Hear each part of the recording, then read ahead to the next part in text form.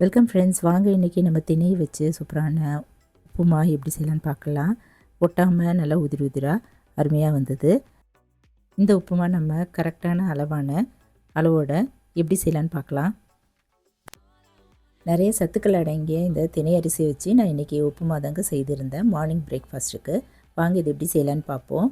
இப்போ ஒரு கப் அளவு திணை அரிசி எடுத்துக்கலாம். அதை நம்ம ஒரு பாத்திரத்தில் போட்டுட்டு தண்ணி ஊற்றி நல்லா களைஞ்சிட்டு 2-3 தடவை கழுவி கீழே ஊற்றிடுவோங்க. கழுவி கீழே ஊற்றிட்டு இப்போ முழுக்கிற அளவு தண்ணி ஊற்றிட்டு ஒரு 20 நிமிஷம் போல் ஊற வச்சுக்கலாம். அதுக்குள்ளே நம்ம இந்த உப்புமாவுக்கு தேவையான காய்கறிகளை அரிஞ்சு வச்சுக்கலாங்க. வெங்காயம், இஞ்சி, ஒரு பச்சை மிளகாய், வெஜிடபிள்ஸில் பட்டாணி, பீன்ஸ், கேரட், கருவேப்பிலையெல்லாம் எடுத்துக்கலாம். ஒரு லெமன் கூட பாதியாக எடுத்துக்கலாங்க. பெருங்காயத்தூளும் எடுத்து வச்சுப்போம். இப்போ அடுப்பில் ஒரு கடாயை வச்சுட்டு அதில் ஒரு 4 டேபிள் ஸ்பூன் அளவு ஆயில் ஊற்றிட்டு 1/2 டீஸ்பூன் அளவு கடுகு, 1/2 டீஸ்பூன் அளவு உடைச்ச உளுத்தம்பருப்பு, 1/2 டீஸ்பூன் கடலைப்பருப்பு இதெல்லாம் போட்டு நல்லா வறுத்துக்கலாங்க. கடுகு இதெல்லாம் பொரிஞ்சு பருப்பெல்லாம் நல்லா செவந்ததும் நம்ம பெருங்காயத்தூளும் இதில் ஆட் பண்ணிவிட்டு கருவேப்பிலை, வெங்காயம் போட்டு நல்லா 2 நிமிஷம் போல் வதக்கிக்கலாம். இந்த வெங்காயம் லைட்டாக இப்படி கலர் சேஞ்ச் ஆன பிறகு பச்சை மிளகாய், இஞ்சி இதெல்லாம் சேர்த்துக்கலாங்க. காரம் அதிகம் விருப்பமானவங்க இன்னும் ஒரு பச்சை மிளகாய் கூட இதில் ஆட் பண்ணிக்கலாம். இப்போது வெஜிடபிள்ஸ், கட் பண்ண வெஜிடபிள்ஸ்லாம் இதில் சேர்த்துக்கலாம். சேர்த்துட்டு இதுவும் ஒரு 2 நிமிஷம் வதக்கிக்கலாம். இப்போ 1/4 டீஸ்பூன் அளவு மஞ்சத்தூள் போட்டு வதக்கிட்டு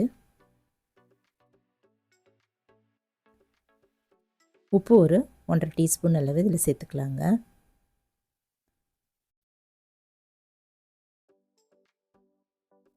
இப்போ நம்ம ஊற வச்சுருந்த திணை அரிசி தண்ணியெல்லாம் வடிய விட்டுட்டு இதில் போட்டுக்கலாம். போட்டுட்டு நல்லா இதுவும் ஒரு 2 நிமிஷம் இப்படி கலந்துடலாங்க, வதக்கிக்கலாம். வதக்கிட்டு 2.5 கப் அளவு தண்ணி ஊற்றிக்கலாங்க. 1 கப் அளவு நம்ம அரிசி எடுத்திருந்தோம். எந்த கப்பில் நம்ம அரிசி எடுத்தோமோ அதே கப்லேயே நம்ம தண்ணியை எடுத்துக்கலாம்.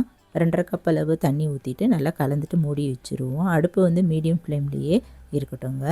நல்லா இந்த தண்ணியில் நல்லா வற்றின பிறகு நம்ம ரொம்ப அடிக்கடி கலராமல் பார்த்துக்கலாம். லைட்டாக இப்படி லெமன் ஜூஸு இப்படி பிழிஞ்சு விட்டுருலாங்க. கலந்துட்டு கொஞ்சமாக அப்படி அடுப்புலேயே அப்படியே இருக்கட்டும். இறக்க போகிற டயத்தில் 3 டேபிள் ஸ்பூன் அளவு துருவின தேங்காய் போட்டிங்கன்னா அருமையாக இருக்கும். அதையும் போட்டுட்டு கலந்துட்டு ஸ்டவ் ஆஃப் பண்ணிவிட்டு மூடி வச்சிடலாங்க. அதிலே ஒரு 10 நிமிஷம் ஆன பிறகு நம்ம சர்வ் பண்ணலாங்க. சூப்பரான திணை அரிசி உப்புமா தயாராகிடுச்சுங்க.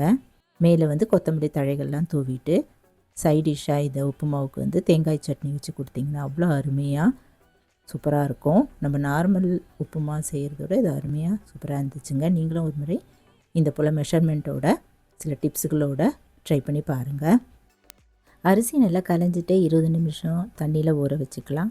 வெந்த பிறகு அடிக்கடி கலராமல் இது போல் ஃபோர்க்கில் லைட்டாக அப்படி கலந்தாலே ஒட்டாமல் வருங்க. ஸ்டவ் ஆஃப் பண்ணிவிட்டு 10 நிமிஷம் கழித்து சர்வ் பண்ணால் சூப்பராக இருக்கும். இந்த டிப்ஸோடு நீங்களும் இந்த திணை அரிசி உப்புமா இந்த போல் ட்ரை பண்ணி பாருங்கள். கூடவே தேங்காய் சட்னி அருமையாக இருக்கும்.